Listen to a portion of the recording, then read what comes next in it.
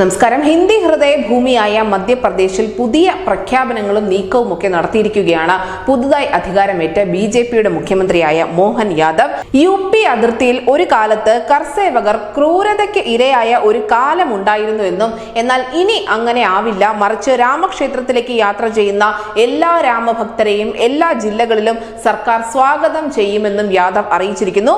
ഇത് മാത്രമല്ല, ഉച്ചഭാഷിണി നിരോധനം, തുറന്ന ഇടങ്ങളിൽ ഇറച്ചി വിൽപ്പന നിയന്ത്രണം തുടങ്ങിയ തീരുമാനങ്ങളും മധ്യപ്രദേശിൽ പുതുതായി അധികാരമേറ്റിരിക്കുന്ന ബിജെപി സർക്കാർ എടുത്തിട്ടുണ്ട്.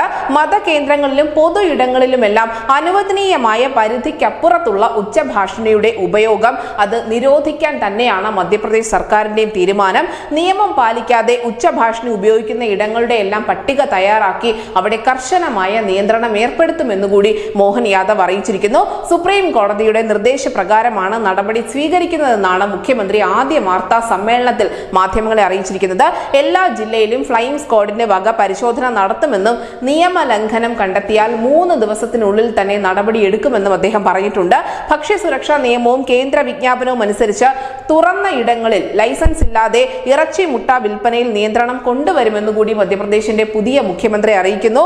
നിയന്ത്രണം നടപ്പാക്കാൻ പോലീസ്, പ്രാദേശിക ഭരണകൂടങ്ങൾ, ഭക്ഷ്യസുരക്ഷാ വകുപ്പ് എന്നിവർ ചേർന്ന് ക്യാമ്പയിനുകൾ ഉൾപ്പെടെ നടത്തുമെന്നും അദ്ദേഹം പറഞ്ഞിരിക്കുന്നു. അങ്ങനെ അടിമുടി പുതിയ പരിഷ്കാരങ്ങളുമായാണ് മധ്യപ്രദേശിലെ പുതിയ ബിജെപി സർക്കാർ അധികാരത്തിലേക്ക് വരുന്നത്.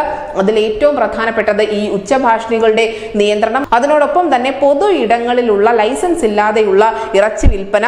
പക്ഷെ ഇതിലൊക്കെ പ്രധാനമായിട്ടുള്ളത് കർസേവകർക്ക് തങ്ങൾ ഒരു സംരക്ഷണം നൽകുമെന്ന പ്രഖ്യാപനം തന്നെയാണ്. ഒരു കാലത്ത് അപമാനിക്കപ്പെട്ട അല്ലെങ്കിൽ വളരെയധികം ക്രൂരതകൾക്കൊക്കെ വിധേയരാക്കപ്പെട്ട കർസേവകർക്ക് ഇനി അങ്ങനെ ഒരു കാലം ഉണ്ടാവില്ല, മറിച്ച് രാമക്ഷേത്രത്തിലേക്ക് പോകുന്ന എല്ലാവർക്കും ഉജ്ജ്വലമായ സ്വീകരണം തങ്ങൾ ഒരുക്കുമെന്ന് തന്നെയാണ് മോഹൻ യാദവ് അറിയിക്കുന്നത്. News desk Malayalam.